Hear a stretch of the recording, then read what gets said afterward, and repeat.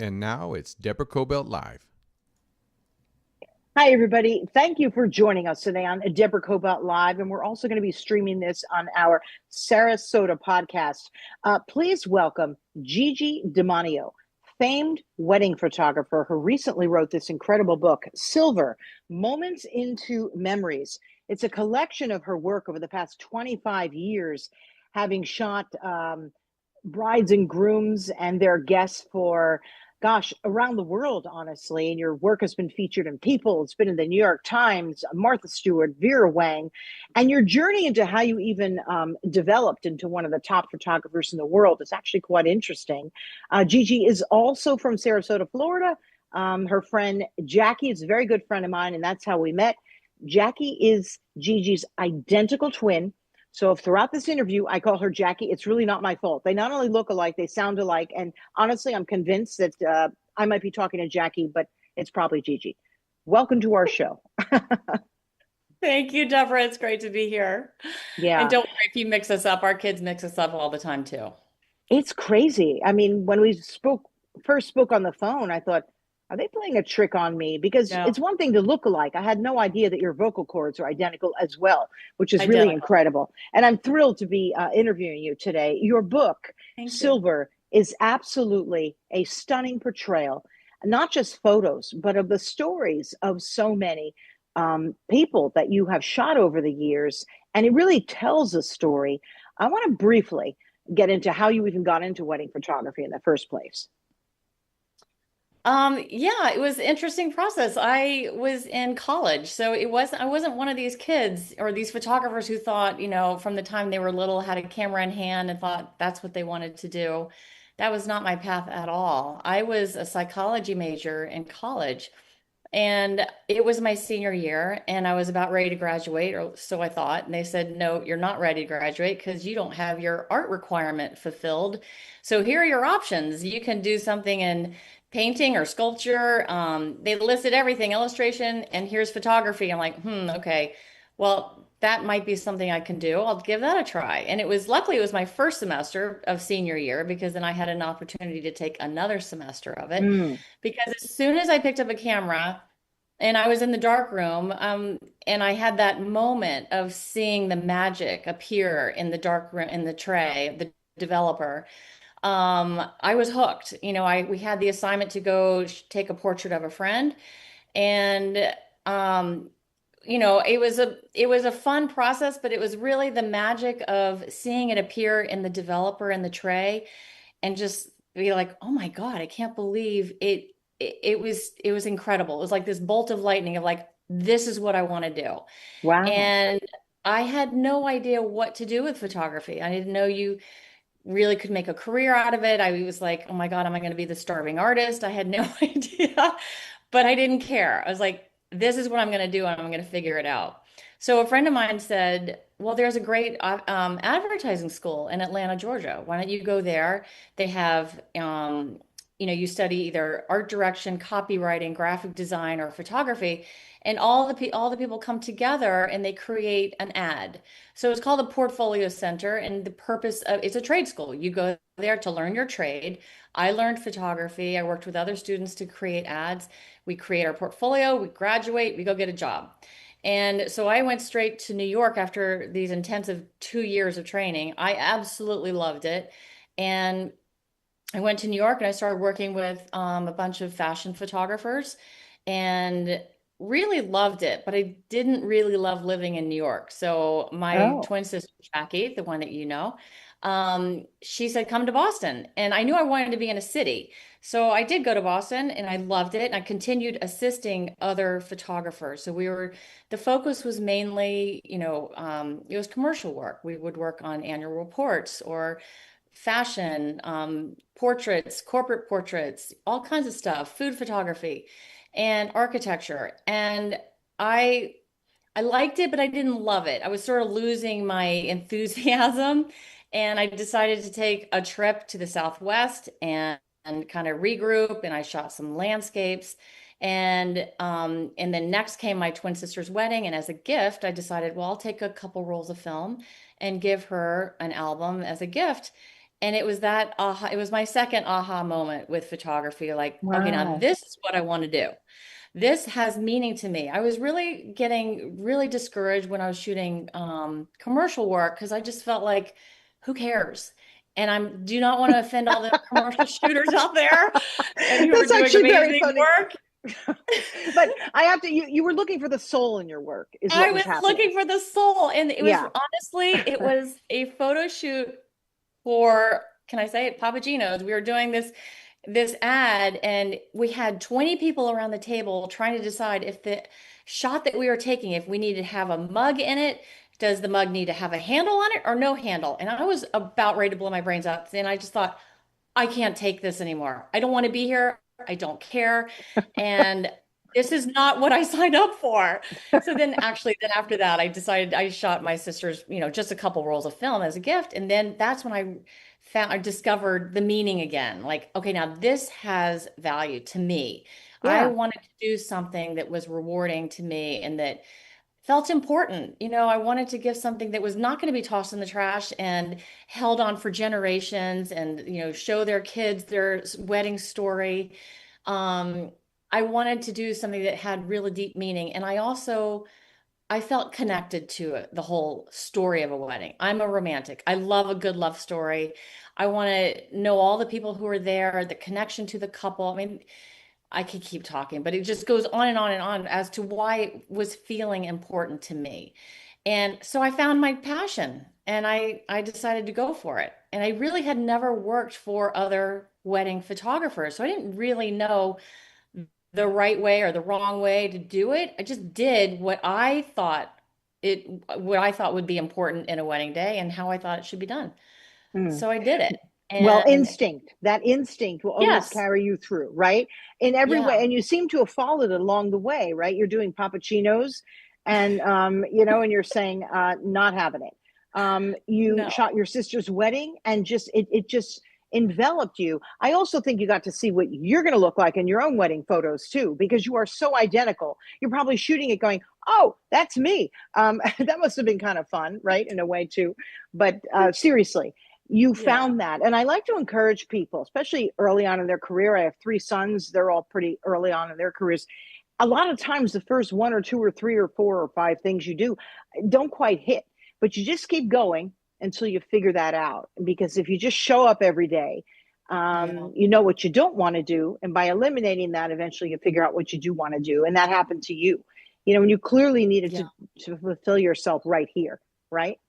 Um, Absolutely. yeah. I So then felt how did, that. And go I ahead. guide my kids the same way. Yeah. They're doing internships or whatever, and they're deciding, oof, I thought I liked that. And I am always about pushing them, listen to your gut Yeah. because you can't go wrong. It will guide you. So sorry, I interrupted you, Deborah. I didn't mean to. Oh no, we But can interrupt each other throughout the okay. conversation. It's fine. But what's interesting is you carried that over into your work. Your work is very soulful, right? It's Thank you. I just look at even one photo and it tells a story. It does. It's not just a picture of a group getting ready or a photo of someone walking down the aisle. How do you manage to do that, Gigi? Because is it the camera you use? Is it the way you're capturing them? Is it what you're putting through the lens just because? I don't know because I'm not a photographer. Um, that's an interesting question. And I find that a lot of photographers will ask, so what camera are you using? What lens are you using? I don't care. It doesn't, I'll still have to think about, gosh, what am I using? I am not a techie in that way. Yeah. It doesn't matter to me. Really, in terms of what I think makes a really good photo is what comes from the inside. What am I seeing? How do I connect to it? And the timing. Am I getting myself in the right place at the right time to capture these beautiful moments? And so a Hmm. lot of my work is about anticipation. Well, how do I do that? So there's so many things, and so many ways that you can work with your photographer to help create these amazing photos, which is number one, communication. Like Yeah. give your photographer as much heads up to what the itinerary is, how things are going to play out through the day, where are you going to be, what special spots or what spots are special to you. Um, and give plenty of time, especially for the moments where if you want to go off and have bride and groom portraits. But if you are so stressed that you have to get back in time for cocktail hour, or, your hair and makeup runs late and now the photographer's window gets squished, it's so stressful for everybody and it's not fun. And it's like the Hmm. more relaxed the photographer is and you are as the couple, you're going to get more genuine, authentic moments. So, number one, communicate about so many things, not just the itinerary, but who is going to be there that's important to you. Like if at the end of the day, if you don't have a photo of so and so, are you going to be really bummed? And also any sensitivities in the family, like just things that you need to be like aware of that maybe avoid, or just be like in terms of placement of family members in a group shot. Just Hmm. things that you want things to go smoothly. And if the photographer is informed and aware of all of this stuff, it makes everything so much better. So, Yeah. I yeah. was recently at three different family weddings. It's almost like Mama Bear, Papa Bear, Baby Bear, and I'll explain that. The Mama Bear one, this one, there were so many photos of the family, and it was in the same location. And you know how everybody, what's that list called that you give the photographer? I Oh, guess I they just have call it the this. formal shot list. Yeah. It was Family over. formals. It seemed like it was over an hour, and it was like, okay, Uncle Bob leaves, Uncle Frank comes in, Uncle Frank leaves, Aunt Cece comes in, and it went on and on. Lovely people. I'm not saying anything negative, but I noticed that, and that must have been a request. I'm not sure how much they did on the inside and with dancing. I'm sure there was plenty of photography, but a lot of it took place out there. Yeah. Second one, a medium amount, a little bit of the bridal party, a little bit of mom and dad, and then they did their thing. And then the other one that I was just at this past weekend, it was my sister's son. It was so lovely. It was so relaxed. I didn't even notice any photos were taken. We did one of the family, boom, we were done. And I thought, oh, shouldn't they do a second? I was breathing like that. So I hope I even came out okay. But my point is, every bride has a way of wanting to do it. Do you give suggestions a little bit? Because we have to sort of go with the expert, right? Yes, absolutely. I give suggestions. First of all, I find out what is because just as you suggested, the three different styles of doing all of this, Yeah. everybody's unique. Each person's unique, and what is important to them, it's important to them. It's their wedding day. What do they want to remember? I did have a bride show up or we were planning it, and I said, okay, let me see your list of all your formal picture requests. It was 85 different combinations. I said, okay, I'm just warning you, you are going to be dead and so tired of this. And it's going to take 2 hours and it's not going to be fun. And so we, pulled her back from the large number of requests. Some people will be fine with 5 different combinations, super easy. Yeah. Family, wedding party, and then maybe a couple more done. And other people like, but I need one with my grandmother, and I need one with my grandmother, and grandfather. It's like, okay, you could cut this down and splice it up so many different ways, but the longer the list, the longer it's going to take, obviously, and you are going to be pulled away from your wedding. So I really have to get them in that mindset of being there and sort of time it out for them. And I said, you really want to be pulled away for this long? It's not fun. It's a tricky thing because these pictures are super important. This is one of the few times you have Yeah. everyone in your family that you really care about, and they all look great, and they're all there to support you, and you want to document it. But there's a balance, and you've got to Yeah. get them, but you also got to keep the movement, keep it going, keep it fun. Otherwise, Hmm. people are like, "Oh my God, get me out of here." Yeah, it's Okay. not. Do you Photoshop or do you present the photos as is? Like, let's say the bride or the bride's mom or sister, whatever, is saying, can you like bring in the waist just a little bit? Can you pinch her in? Do you do that or not? I always do some light touch-ups. So Ah, I never deliver images that are just raw. So, and this actually ties into, one of the trends right now is film photography. And I feel like people they really like the vintage look of film. It's pretty. I shot film. I shot 2.25 Hasselblad for 15 years. I love film. wow. However, the beauty of digital is I have so many options now. I mean, I can be shooting in a really bright space and move to a dark space, and in this, a split second, I can change my exposures without changing film and get the right exposure, no problem. So film is very, very limiting. And the beauty of digital is I can do a lot of really nice light touch-ups where the moms are going to be looking beautiful. You get a little soften the skin a little bit. I do I do for them what I would want done for me. Oh, You heck want to yeah. look beautiful. Oh, So yeah. I so appreciate it. And it's not, there's a balance too. You don't want it to look like a Barbie doll. I'm not going to be face tuning all of my images where it looks really retouched and doesn't even look like you anymore. But my clients really do appreciate a nice light touch. Images are going to be camera like print ready. I deliver all my images in high res format, give them to the client. They can take them. They are ready to go for print. Now, if you want to do something like, trim my waist, that's another thing. I would not be doing that for every image. Yeah. Or get rid of a bulge here and there. I can do it. But, and blemishes, stuff like that, yes, that's an automatic. So Yeah. yeah, it's a balance. Some yes and some no. So, but whatever the client wants, eventually I'll do it. Yeah. I mean, you become so well known for the work that you do, that you started shooting, some celebs, namely Chelsea Clinton. Now, the reason why I find that particularly, in a way, nerve wracking even to hear about that, to get a job like that, the moment that they appeared, Chelsea and her father, former President Bill Clinton, walking down the aisle, I personally, if I were the photographer, I'd probably stumble backwards and say, "Oh my goodness, I can't believe." How did you keep your cool? Or did you just say, "This is yet another wedding, equally as important to this bride as the one I did last weekend"? Like, how do you mentally prepare for a wedding of that scale? Yeah, that's the image right there on my wall. Where did it go? That one right there.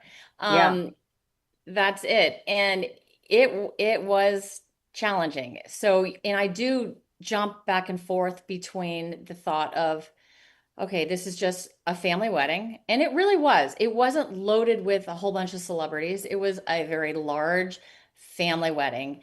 And but then you're like, oh gosh, then your brain goes to, oh my gosh, I can't screw this up. Like all eyes are on this wedding right now. Oh So gosh. you do have to go back and forth and just keep your cool. And I just told myself, I can do this. I can do this. I've done this 1,000 times. And you just know the steps. So yeah. And I have, I bring a team with me too. So I'm not alone and we're all talking to each other. But yeah, that moment when Chelsea was walking down the aisle with Bill Clinton, I'll be honest, it was really nerve-wracking. And not just because of who it was, but also the sun was not cooperating. Oh It dear. was really harsh sun. And it was really streaming across the aisle. And I had these really harsh shadows and then bright light. And I was kind of panicking. I was thinking, oh my God, what am I going to do? I'm Oh. not sure. Should I go for expose for the shadows, for the highlights? I was kind of freaking out a little bit. And my dad had just passed away a couple years earlier. And this was one of my spiritual moments where I just Mm. thought to myself, Dad, I need some help right now. And I looked up, Oh. all of a sudden, the clouds just came over and everything softened. And if you can see in the aisle, it's it's even light. And I was just like, oh my gosh, thank goodness. It was perfect timing. So there's always this balance of preparation and a little bit of luck.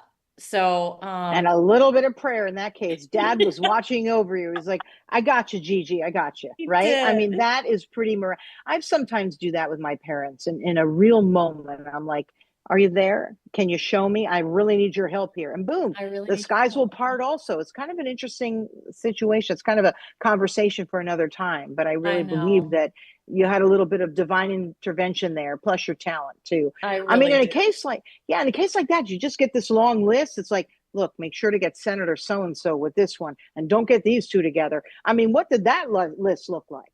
Whatever you could There tell was us. no list for that, really. Oh, okay. And I was, when you get weddings like that, all of my jobs, when I work with event planners, I get those weddings because of trust.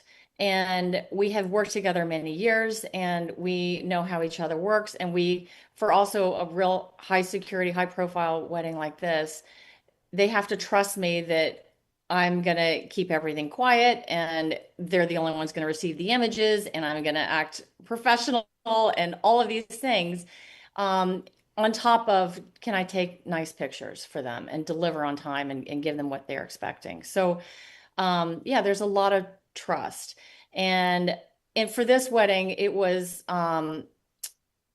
it was like we've worked together many times, so they knew what I could deliver. I knew all the different steps. I knew that I need to capture the obvious moments, the walking down the aisle, the big moments, as well as capture all the decor that they had been working on for years or for the whole year, and all the family shots.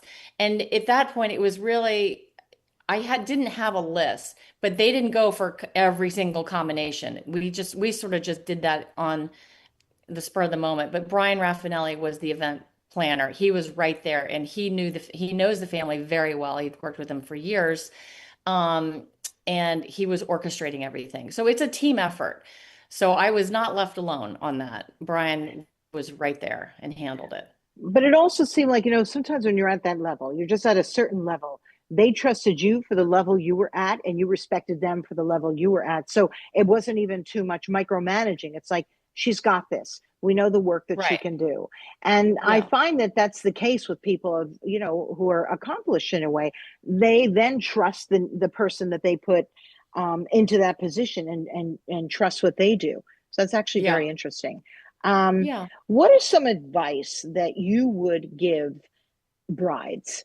Because you just said the wedding court, it's expensive. First of all, my girlfriend is planning a wedding for her daughter. They are not of great means, and she's stunned at how expensive everything is, right? Like I know. absolutely shocked. Flowers, liquor, food, venue, photography. Um, what kind of advice do you give people when they're starting out to plan? Because it's one heck of a party and one heck of an expense, right? And I'm sure you've done all levels. I have.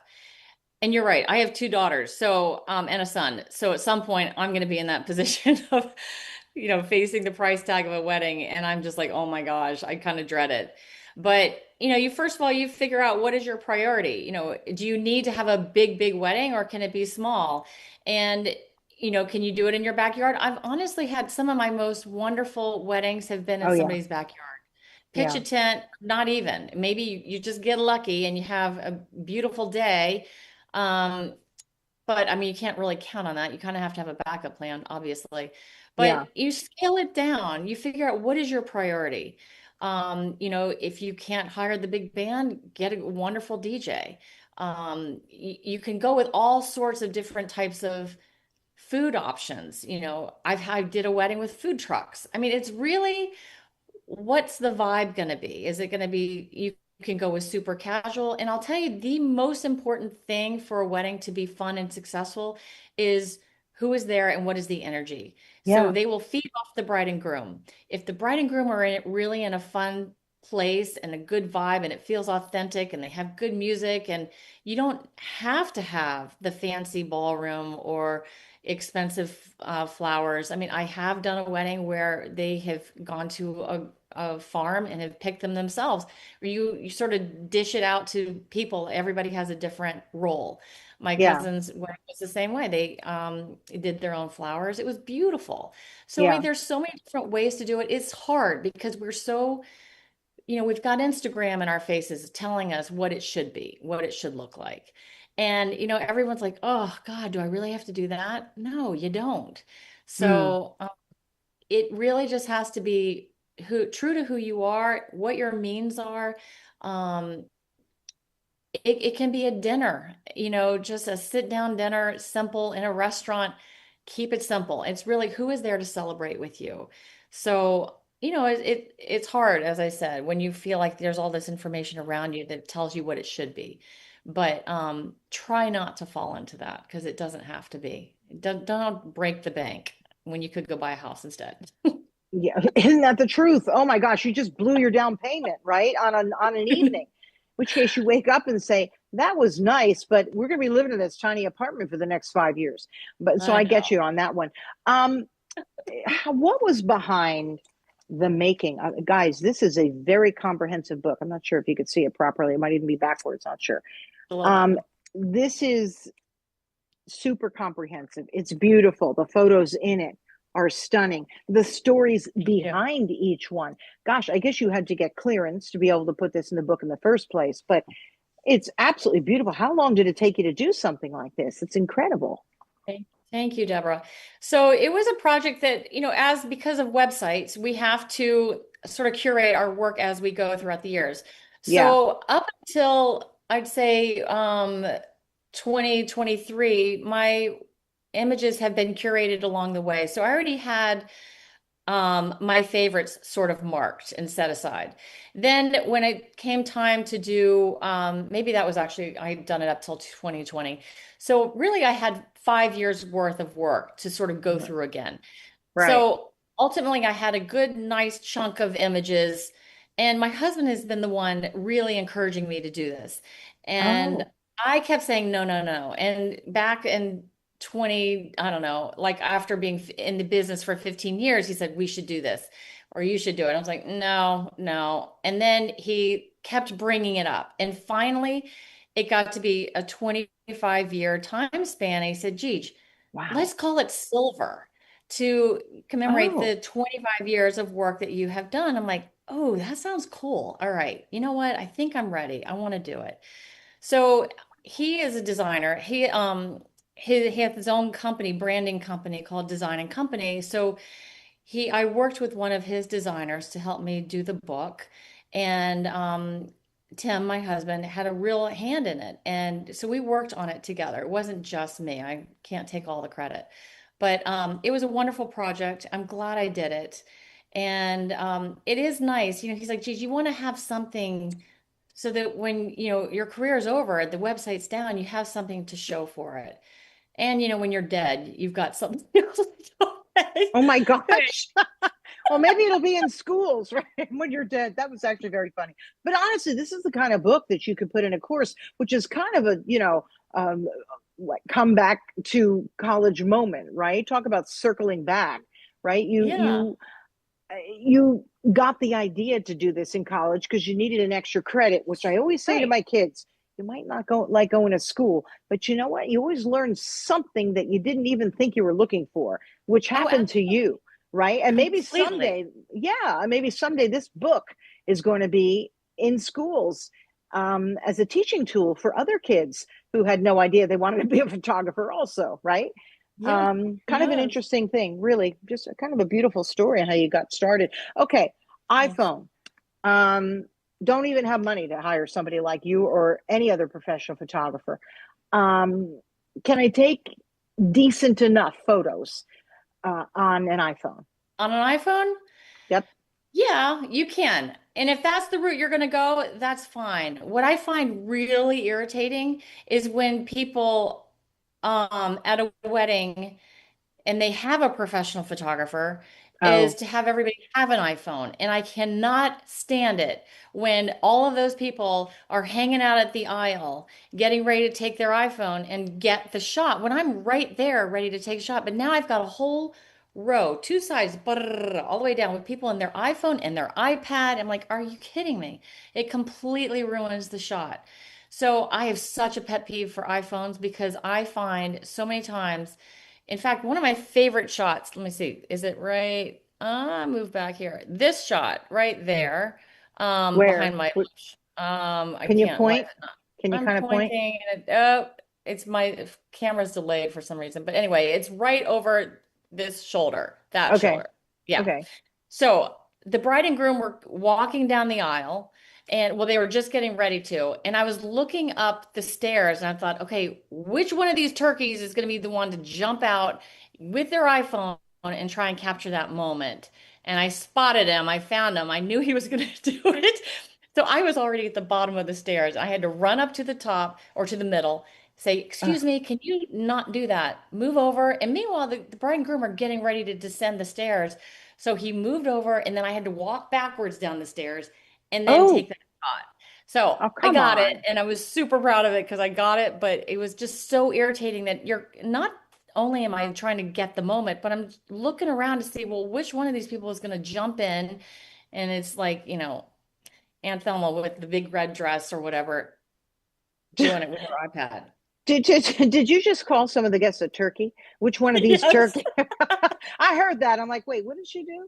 But no, I get it. Look, the wedding I was at this past weekend, it was the same thing. You know, the person officiating the wedding said, please, please put your phones away. Now, Yes. it was my nephew. I was in the first row. I had it on my lap and I took one as they were up there doing that, but it was on my lap. You wouldn't know it for 100 years. Right. And I sent it to Okay, my sister. you're excused. I was kind of excused, right? And my sister was actually grateful because she's not going to get the professional photos for quite a while. So maybe, just maybe, if you have to sneak it, would you give us a little, rope there or no? So Yeah, that's yeah, that's that's fine. yeah, If yeah, you're yeah. not intrusive and it's not messing up the photographer's shot, fine, go for it. But it's the big moment of coming down the aisle, the recession or the procession, and you've got someone literally leaning into the aisle and just completely Come on, messing up people. the shot. Oh, it's Come so on, knock it off. irritating. No, But but what that I wasn't meant, the question you asked. You had asked, is the I was going to quality say, okay? yeah, is it okay? Like, what can you do to capture a moment, even on your iPhone? Because a lot of people can't even afford a photographer. Like, I guess some Right. tips and tricks from the top. Um, it is kind of fun. You could have, sure, go for it. Have everybody take images on their iPhone, and you can Oh, have an album that everybody adds their images to the album. So you are having everybody all different angles. Some will be great, some won't be, but you can have so many pictures in one album from all these different perspectives and that's coverage interesting. from all times of the night. And you could also add disposable cameras on the tables so that you can add those too as well. So you get your film and you have iPhones. Yes, iPhones are great It can be quality. done. I mean, look, it's not going Yes, to be, Gigi de Manio's photos, but but they can still capture a moment too, right? absolutely, absolutely. See, So I just, you're out of a job now. So didn't mean to do that to you. But, I guess what I'm trying to say to people is be creative, right? You just gave us a yes, couple of ideas. Maybe get other yeah, people involved. I didn't even think of that one. And ask yeah, people to send it to you. And, right. there's ways to do this if you're on a super budget too, and you can have an Yes. equally beautiful memory book of your own, by doing something like that. I want people to know that too. But anything about capturing that bride or capturing the bride and groom that you can advise people if they're taking their own photo? Don't stop the action too much. Try not to do that. Oh, Just be in the moment. I mean, if you're a good friend of this person, you already have that connection. You'll probably be right up there with them. You'll probably get really genuine, authentic moments. It won't be staged. Yeah, that's I mean, interesting. documentary film is the trend right now. Documentary and candid moments. I mean, we have moved way far away from the very posed traditional wedding photography that was what it was when I first started. Thank God it's changed. Yeah. Um, but yeah, I mean, it's kind of an advantage being good friends of the bride and groom, and with an iPhone, you're right there and you know them well, and you probably will have access to take pictures of stuff that maybe a photographer wouldn't. The getting ready shots or just stuff like that. And the people, the guests really well. So you'll know instinctively, oh, that person's close to the bride and groom. I'm going to get that. That's going to be important. They'll appreciate that. So Hmm. you have inside information, which is valuable. So, Yeah. and different perspectives. It's really nice to get some pulled back so you get the whole scene, but then you also want to move in and get some of the more close-ups too. Hmm. So, and cover the decor too, all these details, everything you're seeing. Oh, I mean, they put thought into that. So it's important. The place setting, any little, I don't know, if there's a shell for the place card with their name on it, they thought about that. Somebody made that. Maybe the bridal party made it. I don't know. But all of these little details, shoot it. It's not yeah. going to take but a second, and it might be important to them. That's a really good tip as well. Okay, cough it up.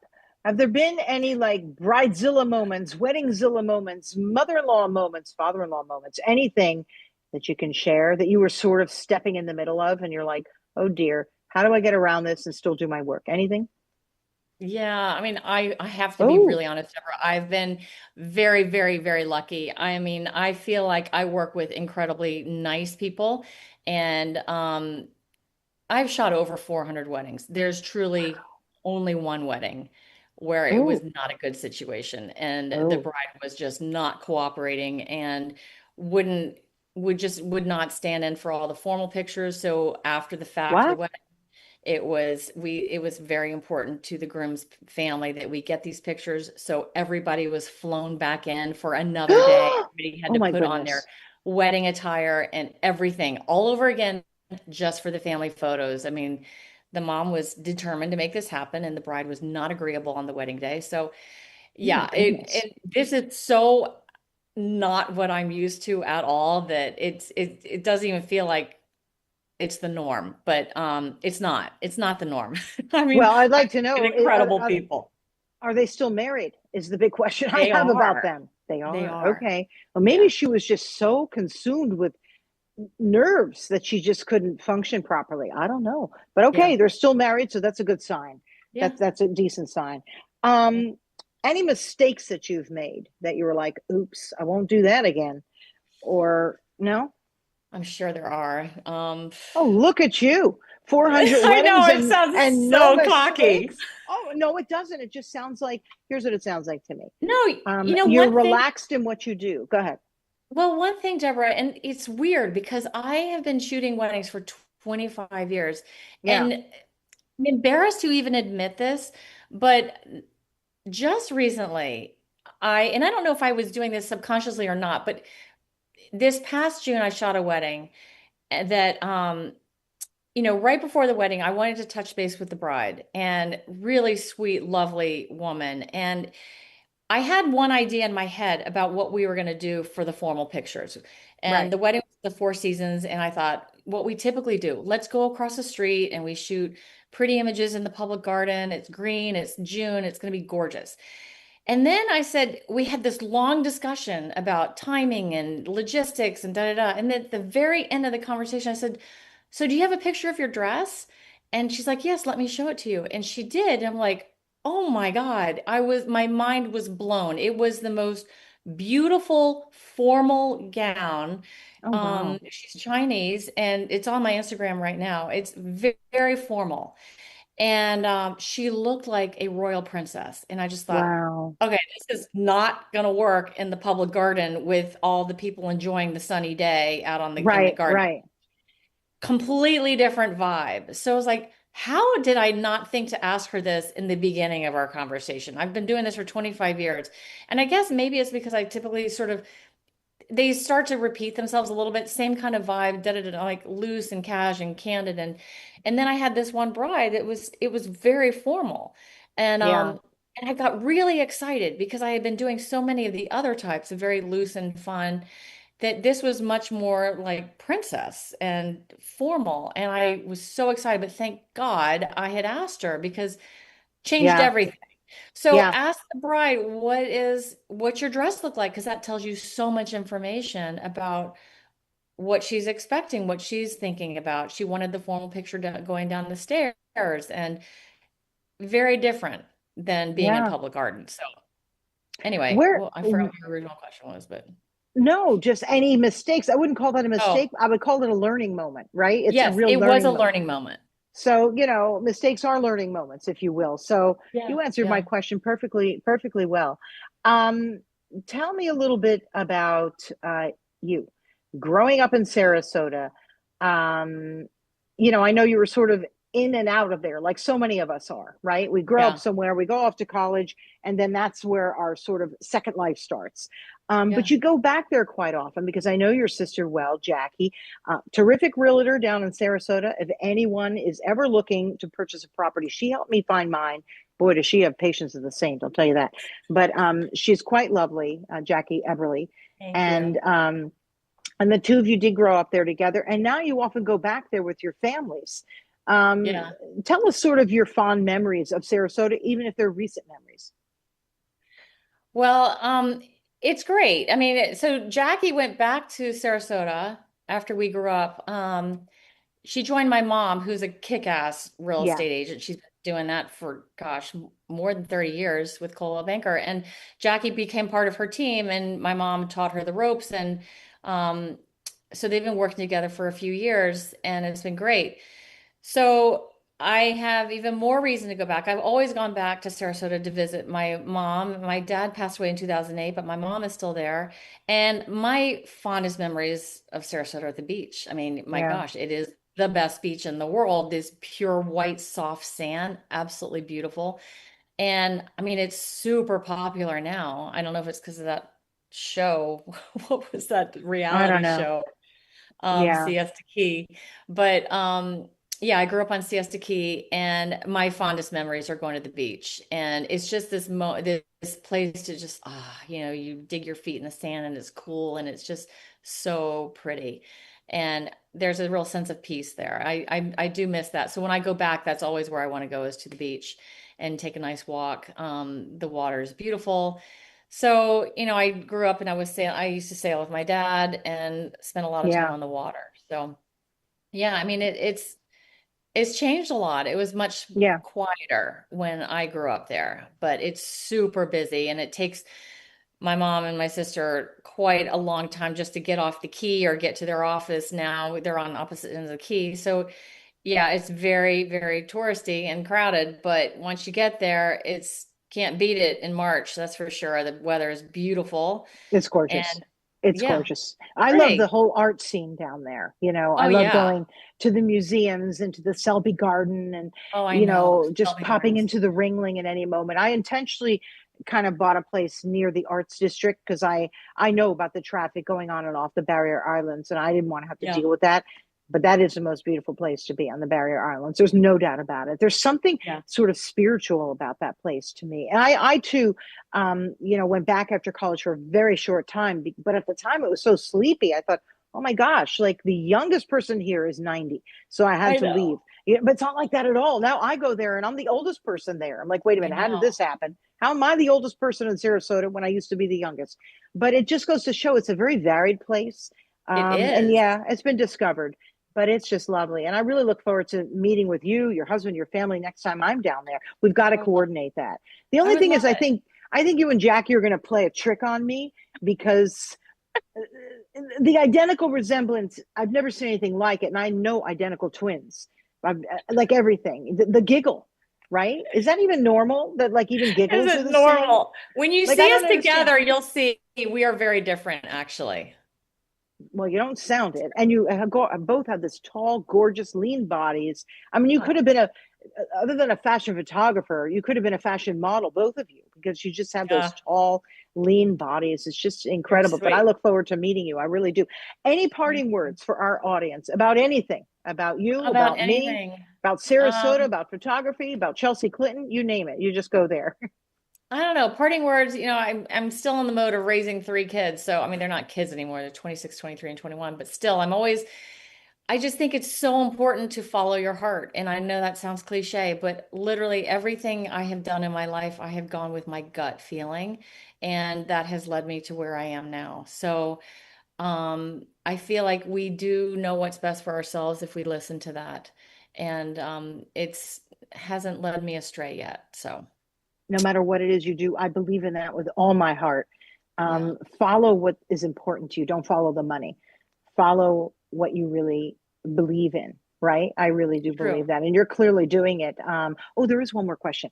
What are some of the places that you've gone to and shot at? Uh, Because you've been all over the world. I think you're about to leave to go somewhere else exotic to do a wedding. And then we'll I finish. am. I am. This has been a fun year. So next coming up, I'll be in San Miguel, Mexico, one of my favorite places. Oh, And then I'm going to stunning. Slovenia, shooting a wedding there in a castle, and then I'm going to Paris. So one of the best things about my work is I do get to travel. And now that my kids are gone, I have nothing holding me back. I used to do a lot of the weddings around here and in New York and sort of East Coast. But now I have the freedom to go anywhere, and my husband works remotely, so we can go together and stay a little longer. And so Ooh, the best thing for me now is to do a destination wedding and shoot in someplace new. It's very inspiring to me, and I love it. So I am so lucky that I have landed this job. It's fun. It's not even a job. It is it's a not. job, but yeah. Would you have wanted to do the Jeff Bezos wedding? I don't think so. I don't know. That was an ordeal. I don't even get it, what just happened there, because they're both older in life. It's not like they're about to have kids and all that stuff. Yeah. I really am happy for them. I'm happy for anybody who has a nice relationship and wants to celebrate, but boy, was that an ordeal. You know what I That mean? was an ordeal. I mean, I would never say no. I never say no. If I'm offered an opportunity like that, I get the right team Oh yeah. and I do it. So it's not like if that came my way, I'd say no thanks. No. Yeah. Sorry, Jeff. No, that wouldn't No, be yeah. me. I'd be like, But that sure. was All something. right. I saw all those pictures and I'm like, wow, who shot that? It Yeah. was quite because they're releasing them one at a time. But I was just Right. curious. But Yeah. Gigi, thank you so much, Gigi de Manio. And please, everybody, pick up this book. It is wedding season. And gosh, people are planning for their weddings already next year and the following year. Silver. It is a beautiful, beautiful coffee table book. Thank you. Every single wedding in there is just stunning. You can pick up some great tips. You can hire Gigi as well. Yeah. So really, I really and look up her work on her website. What is it? Gigi Demanio. It's Demanio photography. Oh, So Demanio photography. Okay. yeah, Demanio Yeah. So photography. look up her work, get some tips, hire her, buy the book, all of it, and come down to Sarasota. We'll have a I great time will. together. I So will. Thank you, thank you Deborah. everybody for joining us. Thank you, Gigi. And I didn't once call you Jackie throughout our interview. I was absolutely terrified that I was going to do that, and I didn't do it once. So patting Good job. myself on the back. Yeah. Good job. Please find our interview on YouTube, and then we'll post it on Facebook. We then do promos throughout the month on our Instagram. And then, of course, as an audio podcast, you can find us on the iHeartRadio app, on Spotify, anywhere that you get audio podcasts. Just put in Deborah Kobylt Live and Gigi de Manio, and you will find our program. So thank you all for joining us. Write to me, write to Gigi. Let us know what you think of her work, of the book. It's really just stunning. And thank you all. And if you're planning a wedding, good luck to everybody. Just relax. See you next time. Bye-bye. Thank you.